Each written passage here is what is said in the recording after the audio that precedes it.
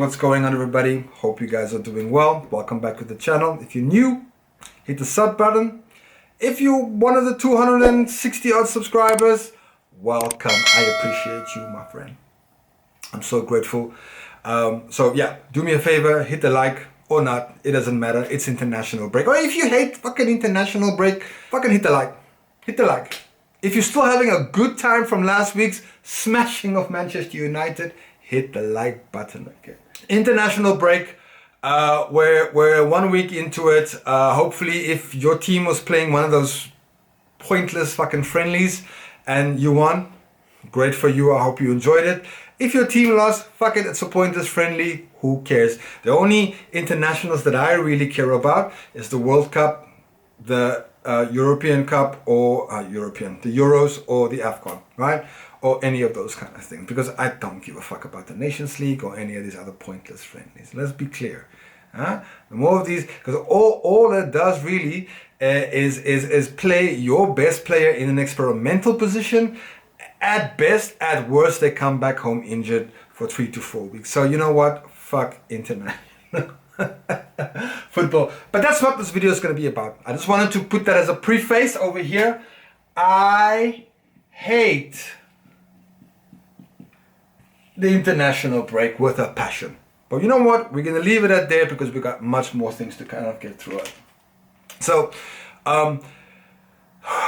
wow. It's a week after we smashed the Manchester scum. We smashed them. Absolutely took them apart, spread cheeks and ran them.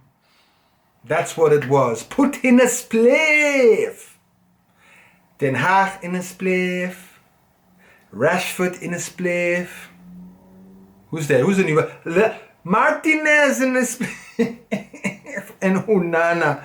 Oh, Nana. It doesn't even matter. The most important thing is that we got to smash them at the home ground, at the theater of screams. And the most important thing is we watch their fans leave with 20 minutes to go.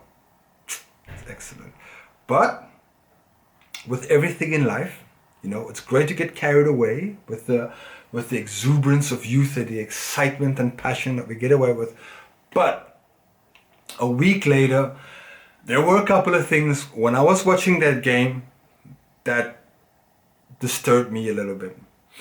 And I think it was the two Joshua Zirkzee chances that we gifted to United. And it was something that I've noticed and I've seen in the other games. Look, 3 wins out of 3 wins, that's nothing to scoff about, right? 3 wins, 9 points, 3 clean sheets. I mean, Siraj, what the fuck are you complaining about, right? And that's the thing. It's so easy for us as a fan base to really get carried away. I mean, last season, I proclaimed that Dominic Szoboszlai was Gerrard. Maybe he's the Hungarian Gerrard, but he's not the real Gerrard. Okay, at least not yet. He's still 23 years old, so he'll get chance to then. But then maybe not, he won't be, because at 23 Gerrard was fucking smashing motherfuckers all over the park. But you know what? He's a special generation of talent. But that's the point that I'm trying to kind of get. It's easy to get lost in the sauce. It's easy, and I see it. People are like, on TalkSport or whatever, you just kind of watch like Arne Slot is better than Jurgen Klopp. Look, you know, Jurgen Klopp's teams were fucking 100 miles an hour, fucking heavy metal, whatever kind of thing, and I can understand why people would be a little bit like, you know, but it's Jurgen Klopp. That's all we've known for 8 years.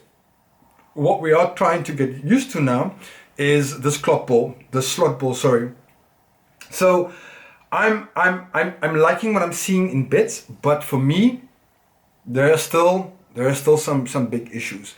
Not as much as maybe the Klopp years, because I remember last year, I think it was the 3rd or the 4th last game of the season when we'd already, like, you know, bottled it. Okay, don't call it bottling, but you know what, we already ran out of steam. And I said, I hope a Arne Slot team can defend better. And I can certainly say that we definitely look more measured. Not conservative. I think our team is a little bit more measured. Yes, there are moments where we We like to keep possession, but there's also some of that Kloppness, that Klopp team, or at least the team still remembers how to fucking, especially from our centre backs. Van Dijk can still pass the ball out. If there's nothing on, like, let's say we're playing with Ali and Van Dijk in the defensive line, and we're trying to play at the back, and if there's nothing on, we will pass the ball over everybody, right? If there's nothing in the space, we'll play. I love that, because there's no point in just throwing out everything that Jurgen Klopp did. A lot of coaches would come into a team and be like, this is my team now, and I'm going to enforce my vision, right? And what pleases me so much about Slot is that he has a very how do you say it, a sober way of looking at it. The Dutch call it nuchter, which is like a very realistic way of looking at it. He understands that the team and the players have all played a certain way for so long, so it's going to take them a while to really adapt and change to his style, and I'm all for that. But I'm also kind of like thinking as well as that we need to also, as a fan base, calm down and give him the time to develop, because there's going to be moments during the season where it's not going to go great. When Salah's not going to score or bail us out, or the other team is not going to miss 3-4 fucking chances like United did in front of their goals. You're gonna come up against Manchester City. You're gonna come up to Chelsea, even Chelsea. I think that there's some. Chelsea looks very dangerous to me. They're still a mess, but there's something happening in the ether with them, and especially like in an Arsenal team, right? So that's why I was up to the thing. 3 wins out of 3, but calm the fuck down. This talk of Arne Slot is a genius. We don't know that. I've not seen anything so far that gives me that impression just yet. So far, he's been solid. So far, he's been saying the right things. He's made the right substitutions when it needed to happen. So in that instance, I give him his credit for that. But let's not get too carried away. It's only three games in. There's still 35 games left to go, people. There's a hell of a lot of football. Not even talk about the cup games or the Europa League. Sorry, the Champions League. So that's my thing. Calm down. Like I talked about the defense, and this is something that I wanted to really kind of like highlight, because like I said, we were getting moments in the games, right, where against last week against United, where if Joshua Zirkzee heads that ball 1 meter to the left or 1 meter to the right of Alisson Becker, that's 3-1. And then there was another moment after that again where, and it was the same kind of like move that I saw against Brentford and against Ipswich Towns. This idea of just dinking the ball over our first line of blockers, right? So imagine like a team goes to the byline, an attacking player from the opposite team goes to the byline, and they just cross it into the penalty spot area or to the far post. We look hella suspect there. And that's what happened with Van Dijk as well. Luckily for us, Zirkzee, the United striker, just like lacked some match fitness or lacked match sharpness, and we were able to get away with it. If that ball goes in, it's 3-2. That's a different game at Old Trafford. That fucking fan base would have been up for it. And I'm 100% sure if United scored 2, they would have gone on to score 3, and it would have been a draw, because that was my prediction in any case. A full-on draw because between United and Manchester United. But luckily for us, that Manchester team is a bunch of bottlers. They like bottling shit. Anyways, so that being said, though, like I said, let's all calm down. Calm down. There's no need to call Arne Slot a genius. He hasn't done anything just yet. Like I said, he's made some good substitutions, and he talks the talk and walks the walk, but it's going to be a transition here, and we need to be aware of that. My expectations are really, really low this season, because I think what for me would constitute a really good season would be a cup win, if we can, or a Champions League spot in the Champions League, right? I think this team is good enough to make top 4. from what I've seen from us and what I've seen so far of the rest of the fucking dross behind us. He's looking at you, Tottenham Hotspur. Anyways, the other thing, just the last topic I wanted to kind of like speak about is my boy Ryan Gravenberch, or as the English call him, Gravenberch.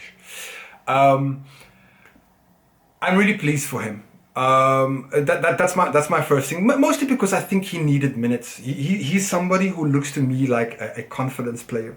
If a coach believes in him, if he gets the minutes, he's able to express himself. And what's been so brilliant about him, right? And what kind of player he is, because I do think he has got some amazing qualities. He's got technical qualities. He's got physicality. He's got the height. Much more than, let's say, an Endo. He just gives you more than Endo. But that being said, though, Endo has got that football brain, which Gravenberch is not there yet. So, how Slot plays the two, when he plays the two, that's going to be an interesting thing. But I'm so pleased for the boy, because honestly, when we bought him last season, I was like, why? Like, he wasn't getting minutes at Ajax, really that much minutes. And then he goes to Bayern Munich and he's sitting on the bench. And then I thought, well, we're doing exactly the same thing as Bayern Munich. We bought this player because obviously his stats and the data shows that he could make a good team. But when you actually see him in a game, when you do the eye test, you're like, what the fuck is this boy doing? He looks so lost in the field. But maybe it's because of the communication, maybe because Arne Slot is Dutch and he can be like fucking direct to him and say to him, listen, stop that bullshit. I need this and this and this from you. So really, really clear goals. So it's obviously made a difference in Ryan Gravenberch. He's obviously feeling the love from the fans. He's feeling the love from the coach. And he's performing, right? But again, calm the fuck down. He's a young kid. And he's learning a new position and a new role. And so there's going to be moments where he's going to fuck up. I know it. But we as fans, we need to, and I'm talking about myself as well, right? To not get onto his back. I think he's doing an okay job. A really good okay. Not even an okay job. He's doing great.